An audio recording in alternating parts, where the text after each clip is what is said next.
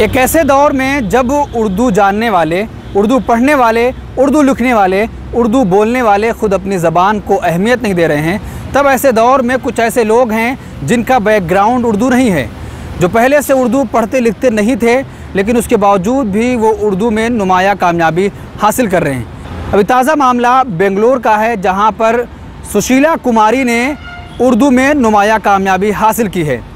उन्होंने अपनी 10वीं क्लास में 82% हासिल करके उस स्कूल को टॉप कर दिया है।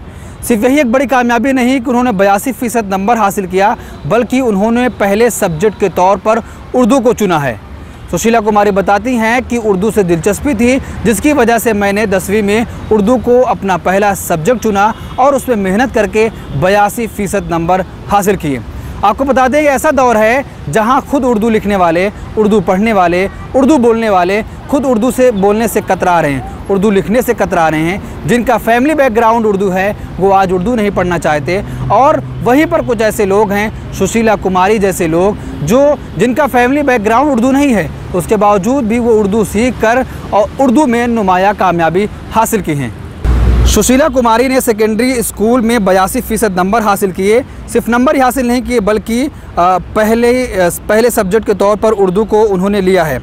सुशीला कुमारी ने 125 में से 93 नंबर हासिल किए। उनके फादर शेर सिंह एक मामूली मज़दूर हैं और बहुत कम उनकी आमदनी है। इसके बावजूद भी उन्होंने अपनी बेटी को उर्दू पढ़ाने का इरादा बनाया, क्योंकि उर्दू पहली ज़बान है, इसलिए उसने उनको तालीम के लिए भेजा।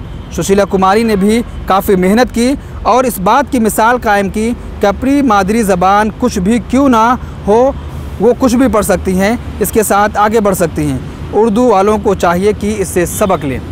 तो ऐसे लोग जिनका फैमिली बैकग्राउंड उर्दू है, वो सुशीला कुमारी से सबक हासिल कर सकते हैं कि सुशीला कुमारी, जिनका कोई बैकग्राउंड कोई उर्दू नहीं था, उसके बावजूद भी उनके फादर शेर सिंह, जिनकी आमदनी बहुत कम है, उन्होंने अपनी बेटी को उर्दू पढ़ाने का इरादा बनाया और उसके बाद सुशीला कुमारी भी खूब मेहनत करके पूरे क्लास में टॉप किया उर्दू में।